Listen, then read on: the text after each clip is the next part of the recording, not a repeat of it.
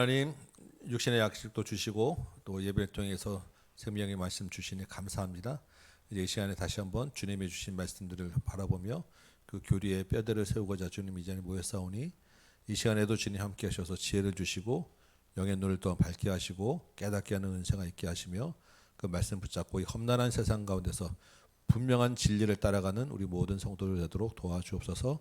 예수님의 이름으로 기도합니다. 아멘. 네.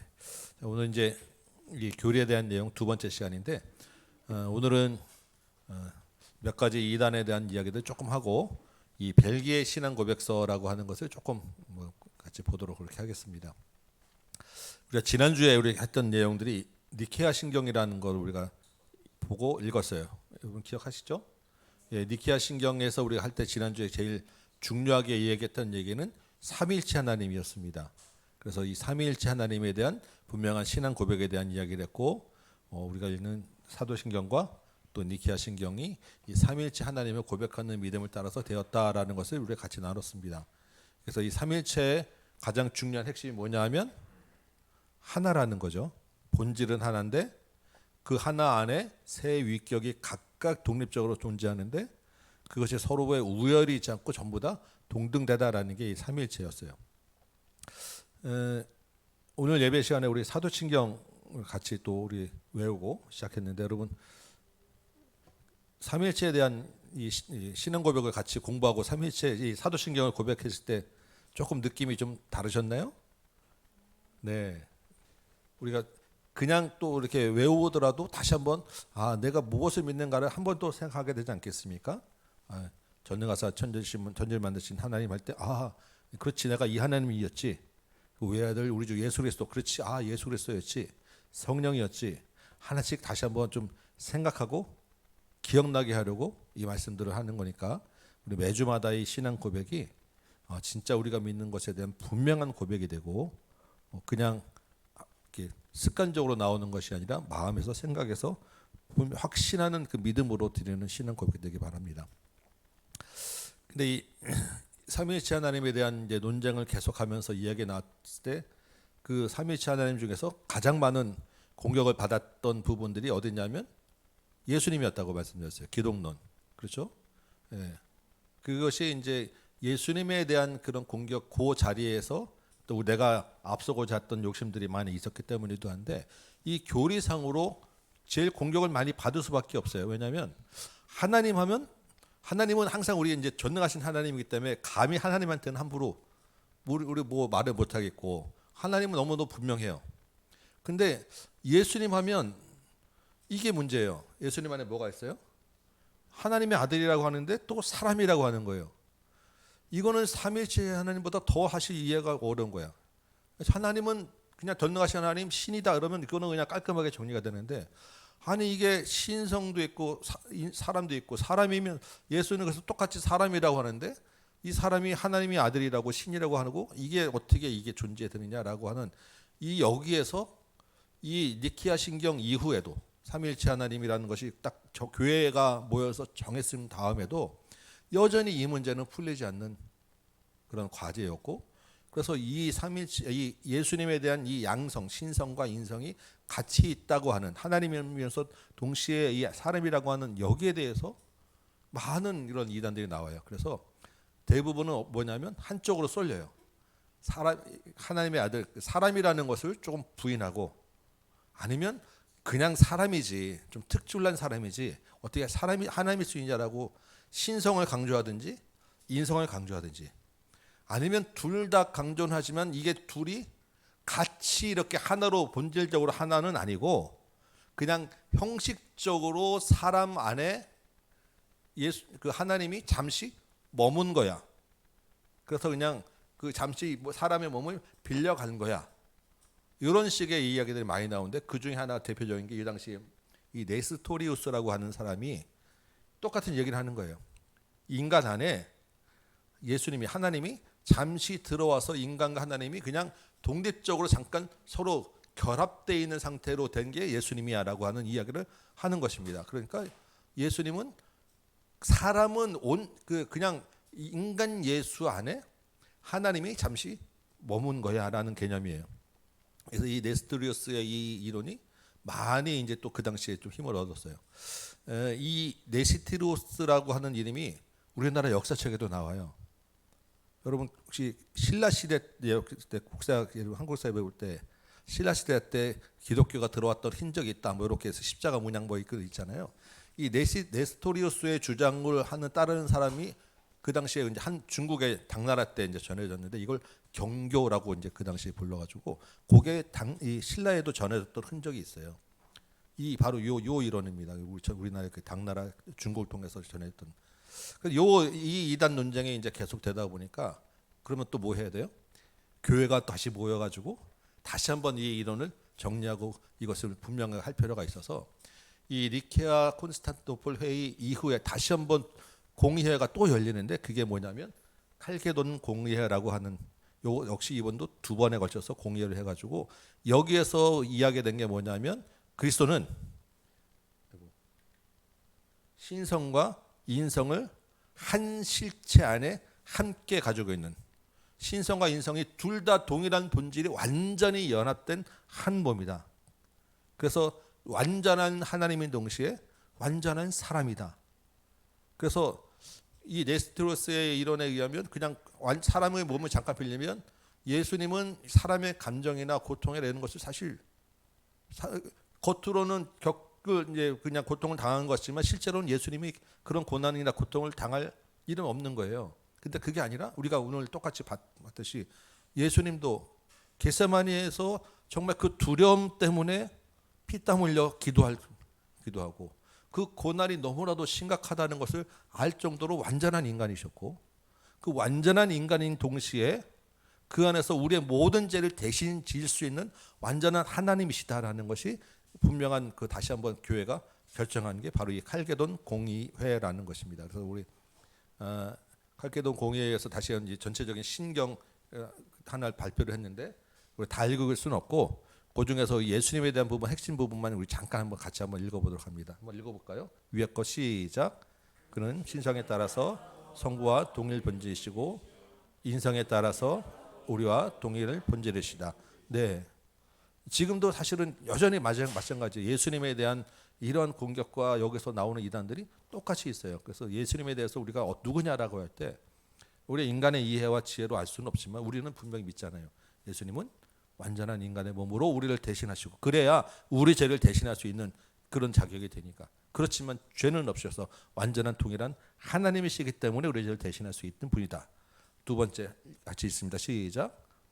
두 번 성으로 혼합되지도 않고 변화되지도 않고 나누지도 않고 분리되지도 않는다. 네, 이게 우리가 믿는 분명한 예수님에 대한 기독론의 가장 핵심이에요. 여기서 요 칼게돈 공의를 통해서 다시 한번 삼위일체에 대한 후속 논쟁들에 대해서 이야기를 합니다. 물론 그럼에도 불구하고 계속해서 이단들은 나왔지만 교회는 이러한 전통을 굳게 지키며 전통을 이어가면서 교회가 계속되었다라는 것을 기억해서 우리가 믿는 신앙 고백은 그냥 쉽게 나온 것이 아니고 그냥 저절로 나온 것이 아니고 이러한 많은 혼란과 이단의 공격과 어려움을 통해서 하나씩 분명해지는 그런 그 과정을 겪어왔다. 이것이 교회가 그동안 가져왔던 전통이고 우리들이 뭐 복음서 볼 때 이 바리새인들이 전통을 막 내세울 때 그건 아니야라고 했지만 교회가 가지고 있는 본질적인 전통은 굉장히 중요한 거예요.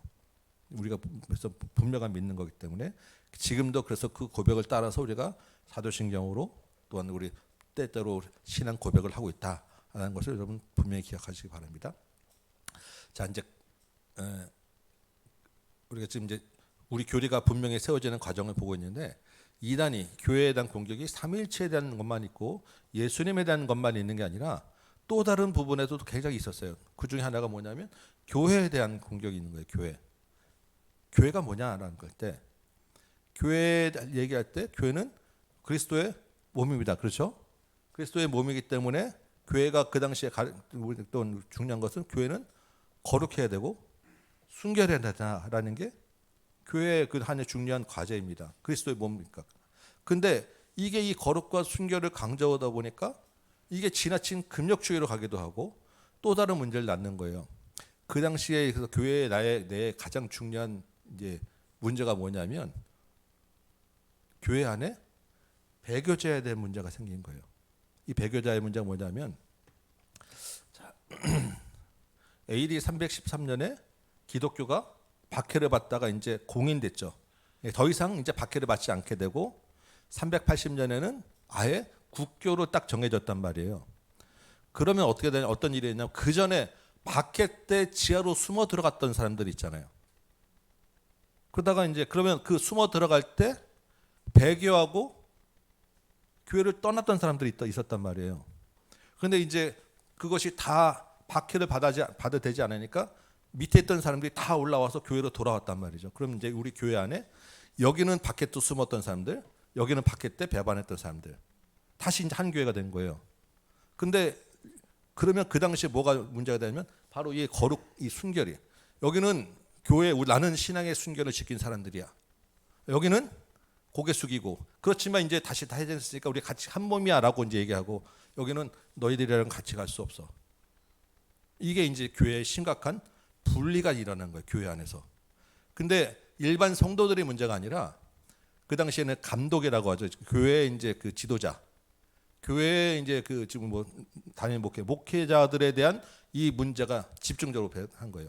성도들끼리는 그렇다 치는데 적어도 배교한 사람은 감독이 될 수 없어. 배교한 사람이 감독이 돼서 그 사람이 주는 세례는 나는 받을 수 없어, 인정할 수 없어. 이게 이제 교회가 문제가 되는 거예요. 그러니까 만약에 이제 뒤에 와서 이제 제가 배반했는데 다시 이제 와서 목회를 해서 저한테 세례를 받았다 그러면 이 사람들은 너 세례 받는 거 인정할 수 없으니까 이쪽에 와서 다시 세례를 받아. 이게 재세례예요. 다시 한번 세례를 받아야 돼. 그러면 그 이야기는 뭐냐면 세례의 그 권위가 누구한테 있는 거예요? 세례를 집례하는 사람한테서 그 세례의 권위가 있다고 인정받는 거죠. 세례는 뭐냐면 내가 예수 그리스도를 주님의 이름으로 믿습니다라고 하는 성령의 하나님의 이름으로 세례를 받는, 삼위일체 하나님의 이름으로 세례를 받는데 세례를 주는 사람이 그런 권한을 갖고 있는 것으로 이제 문제가 되기 시작하고, 어찌 이제 시대가 다시 왔으면 그리스도 안에서 이제 교회가 한 몸으로 가야 되는데 이쪽 파 교회 이쪽 파 교회 갈라질 수밖에 없고 서로 인정하지 못하게 되는, 교회가 이제 막 갈라지는, 분리되는 심각한 문제가 생긴 거예요. 그 중에 대표자가 누구냐면 이 도나투스라고 하는 사람이, 이 사람이 이제 이 저쪽 거룩함, 예. 박해 때 박해를 이제 참았던 사람 쪽 파. 그래서 이 분리주의 제세례파라고 하는 이제 문제가 이 당시에 나온 거예요. 교회가 완전 심각하게 완전 쪼개질 위기에 빠졌어요. 사실은 그때 박해받은 사람이 많았겠어요? 떠난 사람이 많았겠어요? 이쪽이 훨씬 더 많을 거라고요, 숫자는. 근데 이쪽은 너희는 다 순수하지 않아, 순결하지 않아라고 인정하지 않으니까 교회가 이제 심각한 문제가 되는 거죠. 그래서 이때 이제 다시 한번 교회를 그게 아니야라고 다시 교회를 다시 한번 우리가 하나로 가야 된다라고 했던 사람이 누구냐면 어거스틴, 우리가 잘 아는 어거스틴이라는 사람이 이제 그게 아니야. 세례 주는 그 효력은 집례자가 그 뭐 어떤 권위가 영적 권위 가지고 집례자의 문제가 아니야. 세례는 삼위일체 하나님으로부터 받는 거야라고 이제 다시 한번 이걸 좀 바로 잡아주고, 교회는 그리스도가 교회의 머리니까 그리스도를 따라서 그 안에서 거룩하게 되는 것이지 사람이 어떻게 인내했다고 사람 때문에 거룩해지는 건 아닌 거야. 지상 교회는 불완전할 수밖에 없어. 완전한 교회는 하늘에 있는 교회야. 지상 교회는 늘 알것과 가르쳐가 섞여 있으면서 그 안에서 거룩한 것으로 만들어져 가는 그런 과정에 있는 교회인 거야. 잠시 배반할 수도 있지만 다시 들어와서 다시 그 하나님 앞에 돌아가고 다시 새롭게 신앙생활을 할 수도 있는 부분이고, 이렇게 이제 교회 안에서의 거룩한 한 몸이 되어 가는 것을 다시 한번 이제 다시 붙잡아서 이 교회를 다시 세워가는 그런 과정이 요때 390년 이게 400년 요때 다시 한번 이 과정이 있었어요. 그래서 교회가 심각한 이제 분열과 분리의 위험에서 다시 한번 이제 교회를 넘어가고 다시 교회가 이제 다시 이제 한 몸이 되는데, 그래서 이때 제일 중요한 게 뭐냐면 이 영적인 우월주의를 경계해야 된다라는 거예요. 여러분 이 당시 이 사람들에 있었던 이 분리주의, 영적 우월주의가 지금도 똑같아요. 교회 내에서 보면 나는 이 정도 신앙생활하는데 저 사람은 교회 다닌다는데 왜 저 모양이야? 왜 매일 늦게 오고 매일 예배 시간에 매일 졸고 뻑하면 교회 안 나오고 저렇게 저래도 되겠어? 나는 교회 다닌다고 하면서 밖에서 하는 짓은 똑같은데 저런 사람이 무슨 교회 와서 무슨 집사가 되고 무슨 앞에서 뭐 기도한다고 하고 라고 하는 그런 마음들 속에서 은근히 교회 안에서 갈라질 수가 있고 교회 안에서의 나의 신앙과 영적인 우월주의에 앞세우다 보면 교회가 분리될 수밖에 없는 거예요. 그것이 성도들 간에도 있을 수 있고 목회자를 향한 비난도 있을 수 있고 근데 사실은 교회가 누굴 통해 세워졌습니까? 예수님의 제자들 통해서 세워졌잖아요. 예수님의 제자들은 전부 다 배반하고 오늘 봤잖아요. 도망갔던 사람들 다시 그 사람들 통해서 주님이 불러다가 세운 거 아니겠어요? 그 배반하지 않고 지하로 숨어든 것은 정말로 귀한 믿음이에요. 정말로 칭찬받을 일인데 그것 때문에 그 사람이 교회에서 딱 그 사람들만에 대한 교회가 세워지는 것은 아니라는 거죠. 그래서 굉장히 이 문제를 통해서 우리도 지금 영적 우월주의에 대한 경계를 많이 해야 합니다. 지금 우리가 하나씩 보는 것은 교회가 이렇게 세워질 때 있었던 이단 논쟁들이 그때로 끝나는 게 아니라 지금도 계속해서 반복되기 때문에 우리가 이 일들을 보는 거예요. 이게 우리가 주의해야 될 교리적인 부분이 아니라 우리의 신앙생활에 있어서의 영적 우월주의 거기에 따른 분리주의는 굉장히 우리를 위협할 수 있는 하나의 요소 같아요. 그래서 이 당시에 그래서 이 밖에 왔다가 올라왔던 사람들이 많이 어디로 갔냐면 수도원으로 들어갔어요. 수도원도 그냥 이렇게 동네 마을에 있는 게 아니라 점점 깊은 산속이나 험한 절벽 안으로 사막 안으로 그렇게 해서 세워진 수도원들이 지금 그 터키 그리스 지역에 가면 여러분 이렇게 인터넷 같은 데 보면 막 절벽 끝에 세워진 그 수도원 사진 같은 거 본 적 있죠. 그 메테오라 수도원이라고 했는데 정말 이렇게 보면 완전히 가파른 절벽 한짝 꼭대기 끝에 수도원이 있어요. 이건 도저히 사람이 갈 수 없어.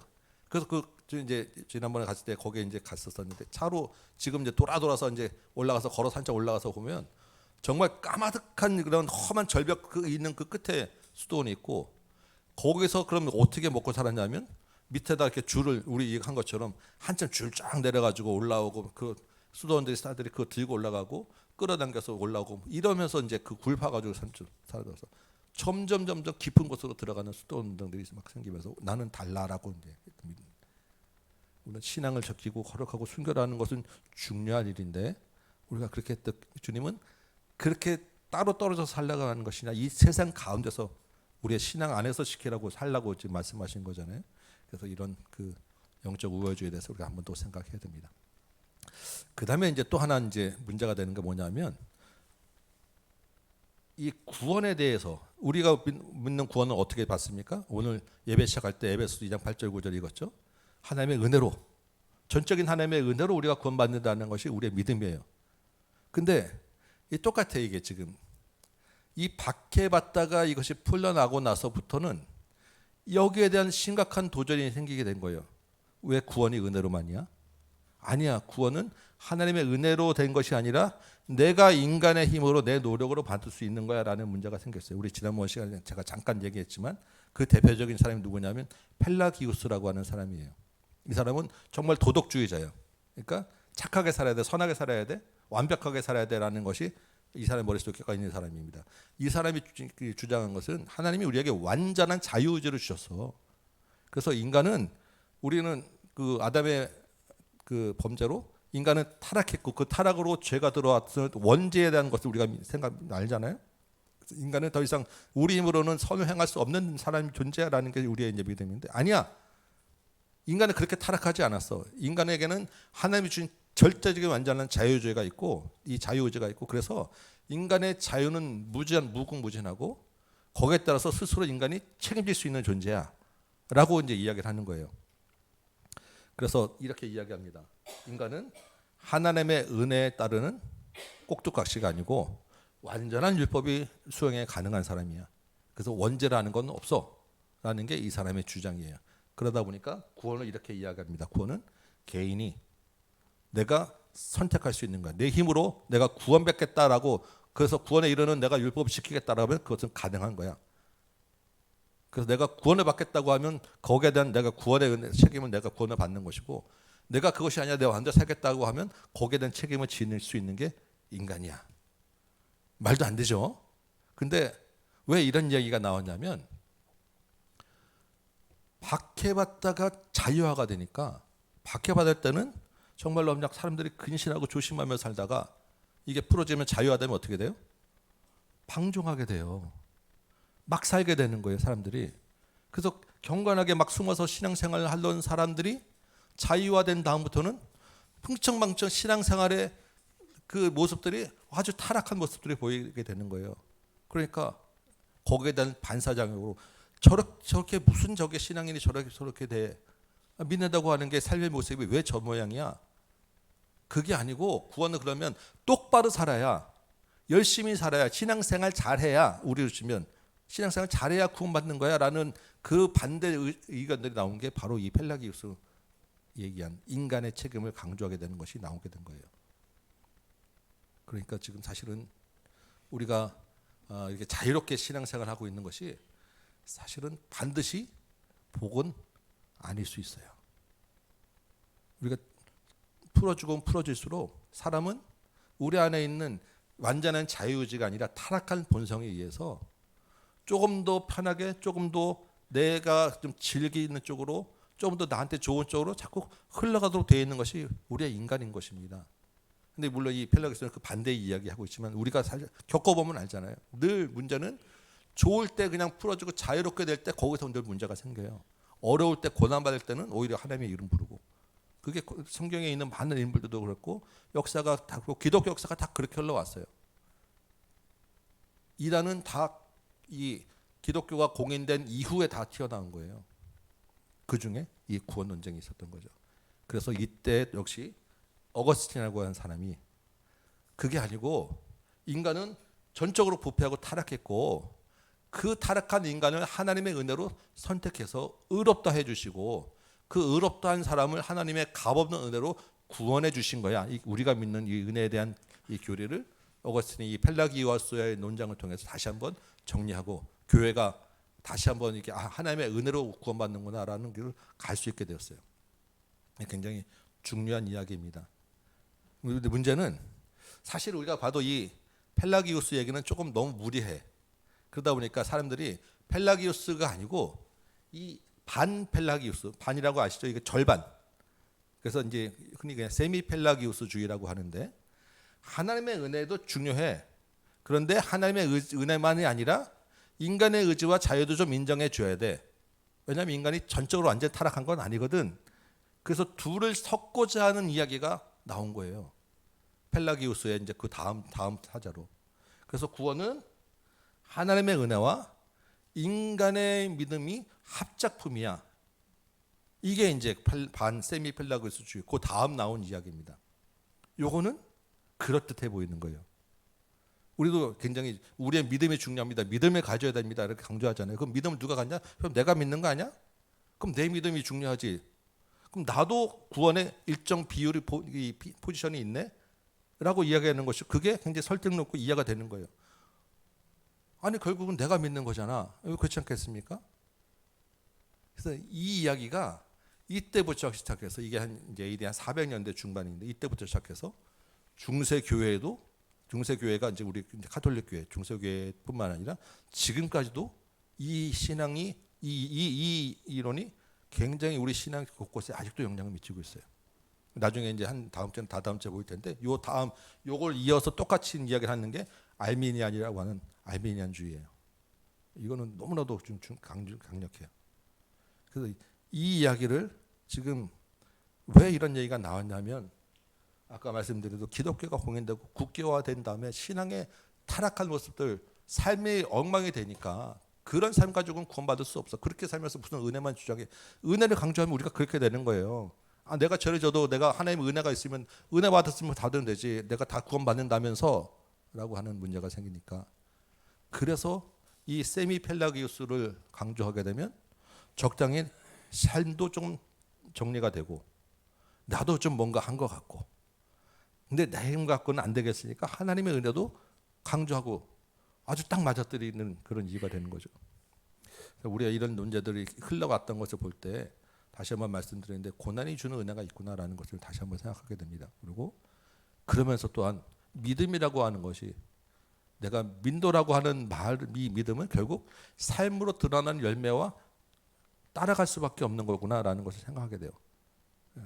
믿음이 인도하고 믿음대로 살지 않다 보니까 이런 이단 논쟁이 나오고 이런 얘기들이 나오는 거예요. 믿음이 믿음대로 인정받지 못하기 때문에. 그래서 역사적으로 좀 이러한 문제들과 이러한 이단 논쟁들과 지금 삼위일체에 대한 이야기, 기독론에 대한 이야기, 교회에 대한 이야기, 구원론에 대한 이야기들이 계속해서 그 사회 초기 기독교 사회에서 여러 가지 논쟁들이 있는 상황에서 하나씩 우리 가운데 정해져 내려왔고 그 정해진 그 교리들이 지금까지 우리가 이어지는 신앙 고백으로 모아졌다라는 것을 여러분 기억하시고 이 이단 논쟁들 가운데 우리도 지금도 여전히 그 앞에 서 있다. 그래서 이게 왜 이렇게 이런 것들이 나오고 여기에 대한 문제가 우리가 뭔지에 대한 생각하지 않으면 우리도 똑같이 이 반펠라기우스처럼 우리가 살게 됩니다. 왜냐면 내가 한 것을 인정받는 것에 대해서 싫어할 사람이 누가 있겠어요? 그래서 끊임없이 우리는 그게 아니다. 인간의 천척타로 나는 아무것도 할 수 없는데 하나님의 은혜다라는 것을 거의 완전히 세뇌돼서 그냥 찔르면 자동 나올 정도로 그게 머리끝부터 발끝까지 우리 안에 완전히 그냥 무장이 돼야 돼요. 그래야 언제든지 정말로 그럴듯해 보이는 말 가운데서도 왜냐하면 그 그냥 신앙 다 좋다고 하는데 그냥 그 좋은 이야기, 좋은 설교와 좋은 그 책들 가운데 이러한 사상들이 스며들어 있기 때문에 분별하기가 굉장히 어렵습니다. 그래서 잘 우리가 이렇게 경각심을 가지고 이야기를 해야 되는 부분들이 바로 이런 논쟁입니다. 이렇게 이제 중세가 지나가 나면 뭐가 있냐면 그 다음에 교회가 이어지는 게 종교 개혁이에요. 중세 그 앞에도 가운데 많이 있지만 기독교가 이제 어쨌든 유럽 그 잔처에서 이제 다 중심이 되기 때문에 다른 이제 이단 논쟁은 조금 넘어가고 그걸 다 얘기할 수는 없습니다. 그래서 그 넘어가고 종교 개혁으로 이제 넘어옵니다. 우리 종교 개혁하면 생각나는 사람이 누굽니까? 마틴 루터, 그렇죠? 예. 이 마틴 루터는 1517년에 10월 31일 이 비텐베르크 성의 교회 정문에다가 그 당시 로마 가톨릭 교회가 면죄부를 판 거에 대해서 반박하는 95개조 그 반박문을 붙임으로 해서 종교개혁이 일어났다라고 우리가 알고 있습니다. 그렇죠? 근데 이제 우리가 생각하는 것은 루터가 그럼 이러한 종교 개혁을 위해서 이런 반박문을 붙이고 이렇게 시작했느냐라는 거예요. 루터가 처음부터 나는 종교를 완전히 뒤바꿔야지라고 그래서 루터에 의해서 종교 개혁이 다 완전히 이루어졌느냐? 그건 아니에요. 루터는 처음에는 개혁을 의도하거나 개혁을 해야겠다 이런 생각하고 한 게 아니에요. 루터도 그냥 그 당시에 있는 이제 그 중세 가톨릭 교회의 한 사제였고 성경을 보다 보니까 아닌 것 같아서 이거는 좀 그렇지 않은가? 이런 성경에 의한 생각들을 하면서 질문한 거예요, 진짜 이건 아니지 않겠습니까?라고 질문을 한 거예요. 한번 문제 제기를 한번 한 겁니다. 종교 개혁이나 개혁이라는 생각 자체나 의도가 있는 게 아니고, 근데 그 다음에 이것이 시작이 되어서 종교 개혁의 문이 쫙 열리고 쫙 퍼지게 된 거예요. 그래서 우리가 생각할 때 오버홀만이라고 하는 사람이 이렇게 얘기했는데 개혁이 뭐냐? 개혁은 누가 하느냐? 개혁은 하나님이 하신 일이다. 이건 하나님의 사역이다. 하나님의 궁극적 행동인데 그것을 누굴 통해서 하냐면 성경의 진리를 붙잡고 살아내고자 하는 한 사람의 그 몸부림을 통해서 개혁을 이뤄내신다라는 거예요. 그 다음에 그래도 이 루터가 문을 한번 열고 나서부터는 뒤에 바로 이어서 우리가 잘 아는 칼빈, 즈빙글리, 스위스, 프랑스, 네덜란드, 독일 이 종교 개혁이 쫙 퍼져나가기 시작하면서 거침없이 완전히 교회 자체가 개혁되는 일이 일어나게 된 것입니다. 그 다음에 그럼 이 개혁은 그럼 그때로 끝이냐면 지금 우리 교회 전체 한국 교회가 주로 지향하는 우리 교회 전체의 이름은 개혁 교회입니다. 우리는 끊임없이 이 종교 개혁의 전통을 이어받아서 우리의 삶을 개혁해 나가는 교회다라고 우리는 이 개혁 교회, 개혁주의, 개혁 그 신앙을 우리가 늘 앞에 딱 우리가 내세우고 있어요.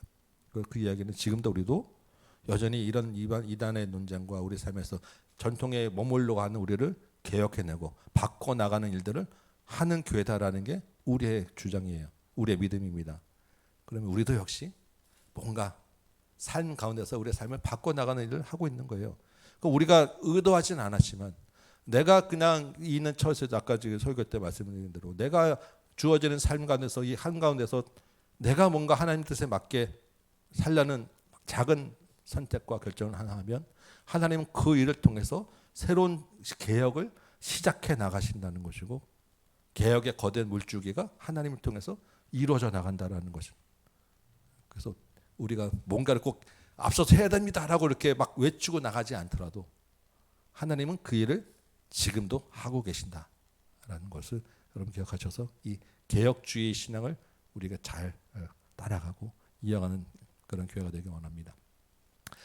이제부터 이제 본격적으로 이제 신앙 고백들이 우리가 이제 처음부터 제가 이제 이 시간 때 같이 나누고자 했던 이 개혁 교회의 전통적인 교회가 인정하는 신앙 고백서들이 나오게 되는데 그 중에 오늘 첫 번째 하나만 잠깐 볼 것이 벨기에 고백서라고 하는 거예요. 아마 생소하실 거예요. 잘 못 들어보셨을 것입니다.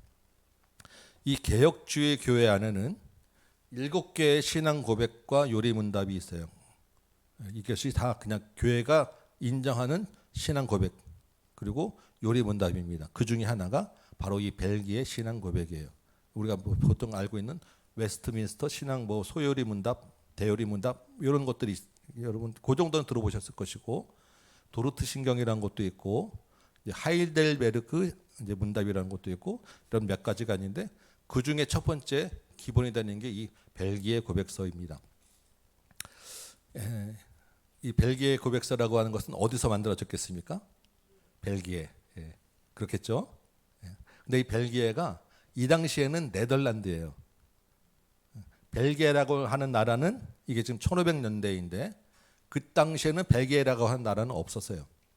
그 당시에는 네덜란드가 지금의 네덜란드뿐만 아니라 벨기에, 룩셈부르크, 그 주변에 프랑스 일부 지역, 독일 일부 지역 해가지고 그 네덜란드 연합 하나의 연맹 같은 그런 한 나라였어요. 그래서 그 당시에는 대표 이름이 네덜란드입니다.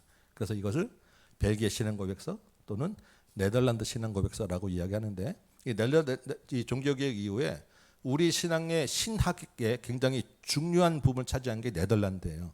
굉장히 신학적인 그런 발전을 많이 이뤘던 데가. 그래서 이 네덜란드 지역에 지금의 벨기에 지역에 1561년에 귀도 드 브레라고 하는 목사님이 이 신앙 고백서를 처음 작성했어요. 그러니까 우리가 지금 앞에 봤던 것들은 다 공의회 교회가 모여서 이제 정했는데 이 벨기에 고백서는 개인이 신앙 고백서를 한 거예요. 근데 왜 이 목사님이 이런 신앙 고백을 했냐면 이 당시에 이제 종교 개혁이 일어나온 다음에 어떤 일이 일어나냐면 여전히 로마 가톨릭이 대세였어요. 근데 이 대세인 로마 가톨릭의 한쪽 부분에서는 이 개혁주의 신앙을 이어가는 교회들이 생겨났단 말이에요. 그러면 알다시피 이 두 세력이 충돌해서 교회가 이 당시에 엄청나게 핍박을 받았어요. 유럽의 역사에 있는 이야기들입니다. 그래서 많은 사람이 죽고 화형당하고 교회가 핍박을 많이 받았어요. 이것 때문에 전쟁도 일어나고. 그래서 이 로마 의 황제의 핍박에 못지않은 그런 핍박을 로마 가톨릭한테 받았단 말이에요. 이 로마 핍박 시대에 이 개신교 신자들이 우리는 그렇게 불법적인 사람이 아니야. 우리가 믿는 신앙은 이런 거야라고 이 신앙을 공개적으로 좀 드러내고 이 우리 자신을 알릴 필요가 있기 때문에 그러한 필요할 목적으로 이 드브레라고 하는 목사님이 이 지역에서 신앙 고백을 작성한 것이 바로 이 벨기에 신앙 고백서입니다. 그래서 이 내용이 이런 목적을 이렇게 얘기했어요. 개혁의 신앙의 신봉자들은 반역자가 아닙니다. 범법자도 아닙니다. 오직 우리는 성경 말씀을 따라서 참된 교리를 고백하는 그러한 시민일 뿐입니다. 그래서 우리가 믿는 신앙 고백은 이런 겁니다라고 해서 이 작성한 게 벨기에 신앙 고백서예요. 이 벨기에 신앙 고백서는 총 37조로 돼 있고 각 하나님부터 성경에 대해서 그리스도에 대해서 우리 중요한 그 부분 하나를 한 조에 하나씩 꽤 한 페이지 정도 되는 분량으로 쭉 신앙을 기록했습니다. 근데 이 벨기에 신앙 고백서는 특이하게 말씀드린 개인이 신앙 고백한 거지만 개인이 만든 문서가 네덜란드 교회 전체의 신앙 고백서가 되고 이후에 1618년에 이 도르트 총회라는 교회 총회가 열렸을 때 정식으로 이것은 우리가 믿는 신앙 고백입니다라고 인정을 받게 되었어요. 그래서 지금도 그 이 벨기에 신앙 고백 내용이 우리에게 똑같이 이어집니다. 우리가 벨기에 신앙 고백서를 눈으로 여러분 읽거나 볼 일은 거의 없으셨겠지만 우리가 가르치고 믿는 신앙 고백 내용들은 다 여기 똑같이 기록되어 있습니다. 그래서 사실은 제가 이 마지막 그 고전 읽기 하는 마지막 시간들은 이러한 그 신앙 고백서들을 통째로 한 번씩 여러분과 한번 하나씩 전부 다 그냥 읽어볼까 사실 제가 마음을 먹었었는데 그렇게 하기에는 양이 좀 많아요. 그리고 시간이 조금 많이 걸리기도 하고 그래서 이거 다 할 수는 없겠다라는 생각에서 이렇게 좀 소개만 좀 드리고 넘어가려고 합니다. 그래서 그냥 가기는 아쉬우니까 우리 조금만 맛만 한번 읽어보도록 하겠습니다. 제 1조에는 이렇게 되어 있습니다. 우리 같이 한번 읽어볼까요? 자, 1조 시작. 유일하신 한 분 하나님만이 계시다. 이게 1조의 제목입니다. 그 다음에 시작. 우리 모두는 유일하신 한 분 하나님만이 계시다는 것을 마음으로 믿고 입으로 고백합니다. 그분은 단순하시고 영적인 존재입니다. 그분은 영원하시고 완전히 이해될 수 없고 보이지 않고 변하지 않고 제한이 없고 전능하시고 완전히 지혜로우시고 공의로우시고 선하시고 모든 선이 흘러나오는 근원이십니다. 여러분 이 말대로 다 믿으시죠? 우리가 잘 알고 고백하는 말 그대로입니다. 근데 이것을 하나의 고백으로 모아놨어요. 근데 이러한 고백을 한 것이 언제냐면 로마 가톨릭에게 핍박받을 때 이러한 신앙을 믿는다는 이유로 잡혀가고 죽임을 당하고 고통받을 때 이런 신앙 고백을 냈다라는 거예요. 그래서 우리가 지금은 자유롭게 신앙 고백을 하고 있지만 이러한 신앙 고백은 결코 우리에게 자유로운 시대에서 주어지지 않았다라는 것을 기억하고 신앙생활은 그래서 늘 이런 꽃길과 평탄한 길만 있지는 않다라는 것을 기억하시고 우리 삶에서 어떤 신앙의 자유가 아니더라도 어려움과 고난과 고통은 계속 있는데 그때 우리가 붙잡고 이해하게 될 게 뭐냐면 하나님은 유일한 한 분이시다. 하나님은 전능하시다. 하나님은 선하시다라고 하는 신앙 고백이 이러한 우리의 삶의 어려움 가운데서 늘 우리 입에서 흘러나와야 되는 거예요.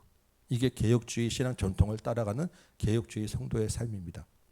우리 다음 거 하나 더 읽어볼까요? 2조는 좀 건너뛰고 3조 한번 읽어보도록 하겠습니다. 시작. 3조 하나님의 말씀.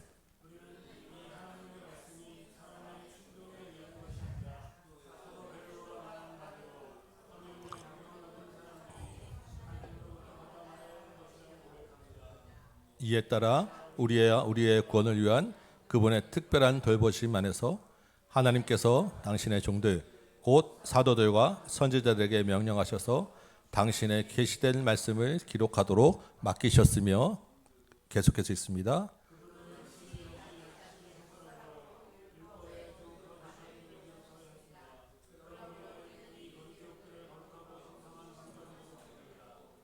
네, 우리가 믿는 성경은 그냥 주어진 것이 아니라 하나님이 율법을 직접 기록한 두 돌판에서 비롯되었고 선지자들이 하나님의 감동으로 받아서 써서 기록된 것이고 이 성경을 통해서 하나님의 특별한 돌보심이 있고 우리에게 말씀하시던 그 계시된 자신 나타내는 내용들이 들어있음을 우리는 분명히 믿습니다.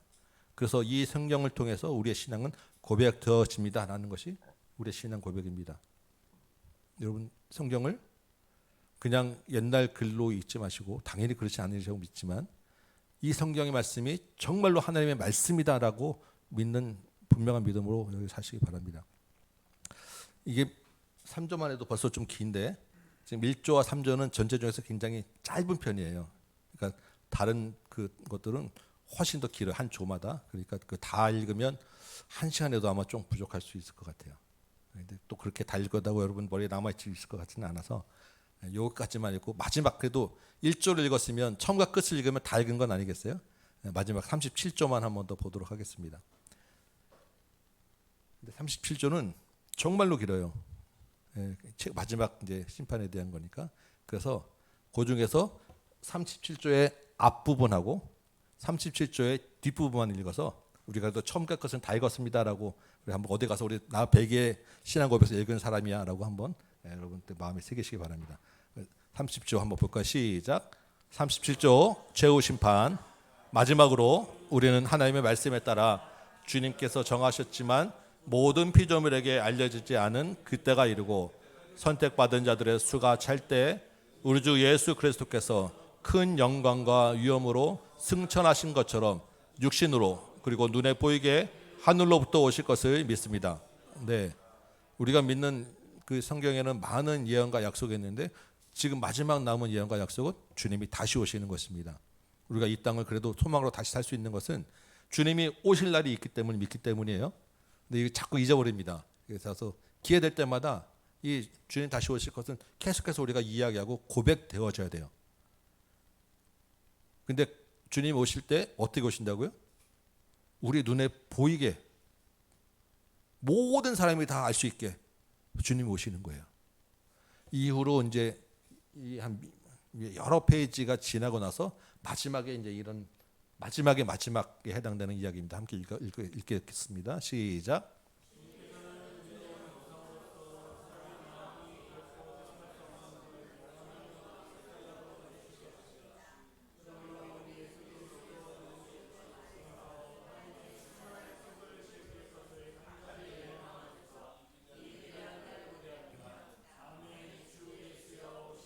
네.